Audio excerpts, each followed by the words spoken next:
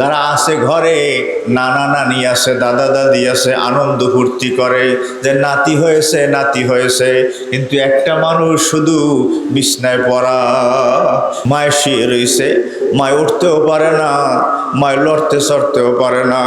প্রথম যেদিন তুমি এসেছিলে ভবে, কেঁদেছিলে একা তুমি, হেসেছিল সবে, এমন জীবন তুমি করিবে গঠন, মরণে হাসিবে তুমি, কাঁদিবে ভুল।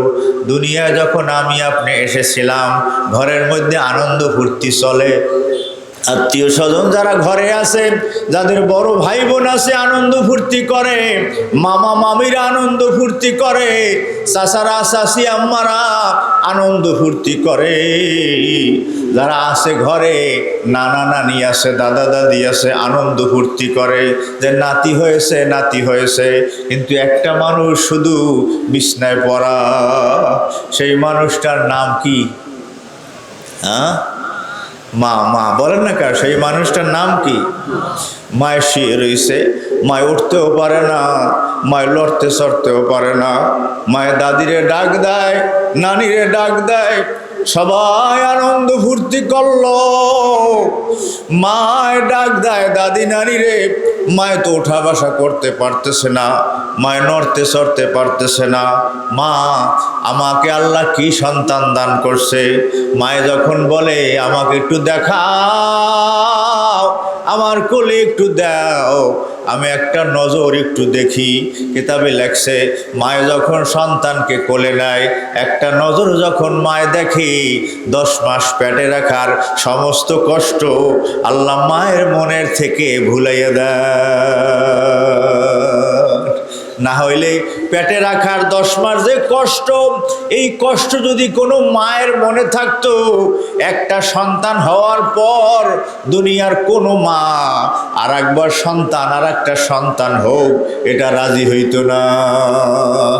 10টা মাস পর্যন্ত মায়ে তো পেট ভরে খানাও খাইতে পারে না।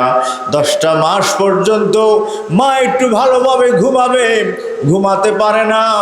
আমার ঘরে আমার মেয়ের তো এই 2.5 মাস হয়েছে, ছেলে হয়েছে, আমি দেখেছি আমার মেয়ে মাঝে মাঝে দেখি বসে বসে কান্দে। মা, কান্দো কেন? বলে আব্বা এমনি কষ্ট হইতেছে। এখন আমি তো বাপ, আমার তো করার আর কিছু নাই। আল্লাহর কাছে দোয়া করতেছিলাম, রমাদান মাসে পুরা দোয়া করেছি।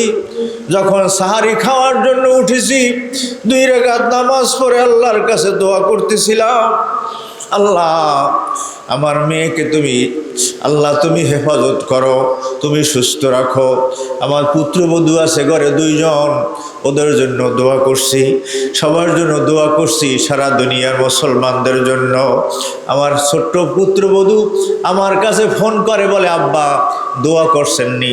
আমি বললাম 30 দিন তো দোয়া করছি, রমাদান মাসের 30 দিনই রাত্রে তোমাদের জন্য দোয়া করছি, তোমরা আমাদের জন্য দোয়া করিও।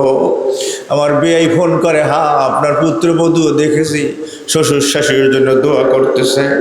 এই জন্য ভাইরা, ছেলেরা, মেয়েরা যারা ভিতরে আসো, মেয়েরা ভালো মেয়ে যদি হও, তোমার কথা সবাই মনে রাখবে।